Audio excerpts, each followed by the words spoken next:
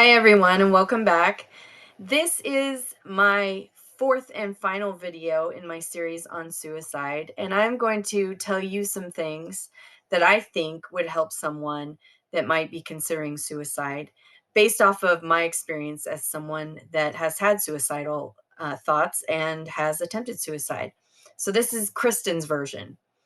All right, so first off, we need to take the blinders off. We need to have 360-degree awareness of the people around us. Just take notice of the people around you. I know that when I was feeling suicidal, I felt invisible. I felt like there wasn't a person in the world that saw me, you know? And so make sure that you're seeing the people around you. Number two, prevent the disconnect. I think that as soon as there's a disconnect, people are in real trouble. Excuse me. And I think that that means like communication wise. Like we need to make sure that we're reaching out to our loved ones and not just to somebody that is feeling suicidal, but all the time. This is just about us being human beings. We need to be reaching out to one another. And when that doesn't happen, people start to isolate. And when we start to isolate, bad things happen. So prevent the disconnect.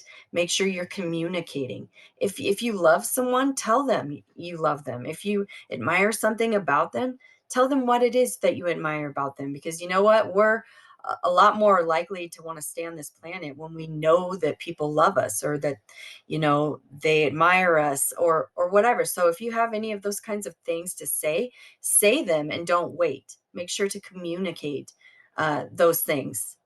And then thirdly, spend time with your loved one, or your friend, or your relative.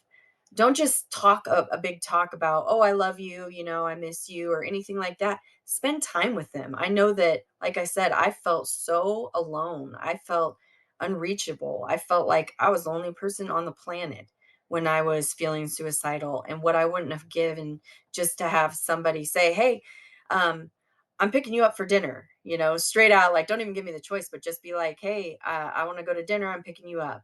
Um, I need that connection. I needed people to communicate with me, and I needed people to be there for me, just to support me. And that's all things that us as human beings should be doing, whether somebody is suicidal or not. But I just want to stress that, how important that is. So make sure to speak to your family and friends, and if you don't have time for them or whatever, you're too busy, make time, because let me tell you, you never know what's going to happen. And it's important to spend time with your family and your friends, so make sure to do that. I wanted to read a quote, and this says, sometimes even to live is an act of courage, by Seneca.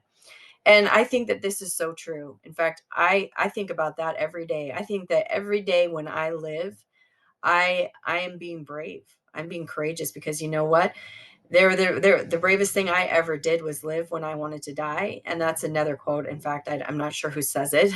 I didn't look, but that's another quote. But that's exactly how I feel every day when I just wake up another day, and I go through the day and I make it through.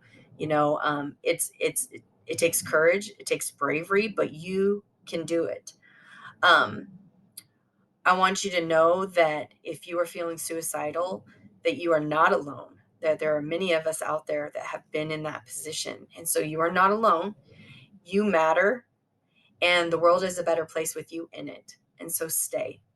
And one other thing I wanted to end with is a quote by Corey Ten Boom, and it says, there is no pit so deep that God's love is not deeper still. And you know what? God, He can reach down into those depths and He can pull you out of that pit. All you have to do is call out to Him, and He will be there. Take care, guys.